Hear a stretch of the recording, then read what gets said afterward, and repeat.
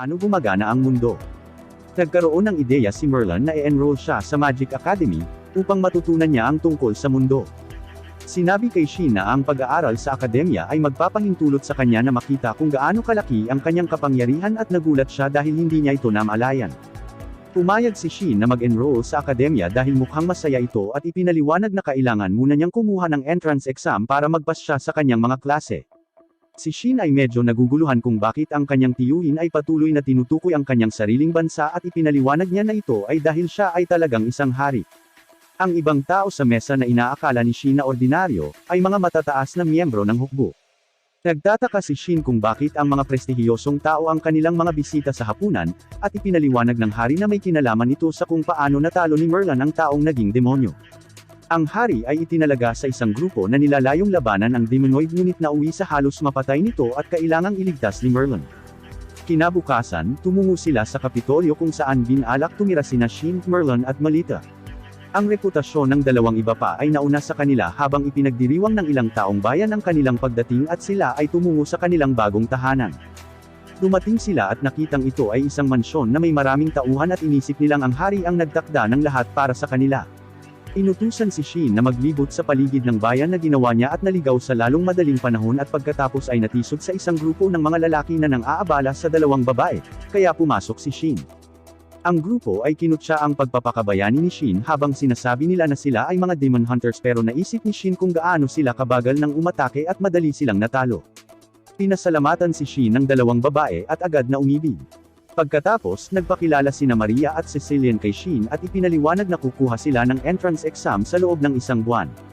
Laking gulat nila nang marinig na gagawin din ito ni Shin dahil inakala nilang nagsasanay siyang maging kabalyero dahil napakalakas na niya.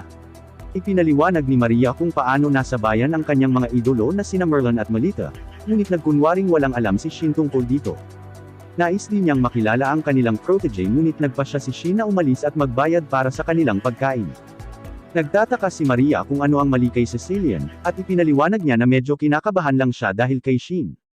Lumipas ang ilang oras at nakita nating mag-e-exam na si Shin. May sumusubok na mangbuli sa kanya para lumayo sa kanilang landas, ngunit dapat na magmakaawa na palayain siya kapag pinigilan siya ni Shin. Ang bully ay isang maharlika na tumangging mapahiya ngunit ang kanilang pagtatalo ay nag-ambala ng isang batang lalaki na nagngangalang Og. Sinabi niya na ang maharlika ay walang kahulugan sa paaralan at ang maton ay dapat lamang na maghanda para sa pagsusulit. Alam ni Og ang lahat tungkol kay Shin at ipinaliwanag niya na siya ang anak ng hari. Wala talagang pakialam si Shin sa pagiging prinsipe niya at itinuro niya kung paanong tiyuhin ang hari, kaya dapat magpinsan sila. Nagulat ang mga babae nang makitang casual sina Shin at Og sa isa't isa, ngunit nalungkot kung paano napunta sa parehong paaralan nila ang bully na si Kurt. Pagkatapos ng written na pagsusulit, inutusan ng mga mag-aaral na ipakita ang kanilang pinakamahusay na mahika ng buong lakas. Hindi pa nakita ni Shin ang sinumang kaedad niya na gumamit ng mahika noon at ikinahihiya niya ang lahat dahil bumanga sila sa gayong mahinang pag-atake. Ang mahika ay lumalala nang ang sumunod na ipatawag ay si Shin. Ang instructor ay binigyan ng babala tungkol kay Shin, kaya hiniling niya na panatilihing kontrolado nito ang kanyang mahika, upang hindi niya sirain ang silid ng pagsasanay. Sinubukan ni Shin na sukatin kung gaano karaming mahika ang kakailanganin para sirain ang target dahil nagulat ang lahat nang makitang hindi siya gumagamit ng incantation. Ang kanyang pag-atake ay ikinagulat ng tagapagturo ngunit ipinaliwanag niya na siya ay talagang nagpipigil ng kaunti. Nakuha ni Shin ang pinakamahusay na marka sa pagsusulit sa pasukan at pagkatapos ay kinuha ang kanyang uniforme at mga aklat-aralin. Natutuwa siyang marinig na maaari niyang i-enchant ang kanyang uniforme ngunit nagulat siya nang sabihin sa kanya na kailangan niyang magbigay ng talumpati sa seremonya ng pasukan pagkatapos makuha ang nangungunang scorer. Si Shin sa halip ay nagbigay ng talumpating ito sa prinsipe ngunit sinabi ni Og na gusto niyang igalang ang tradisyon ng paaralan.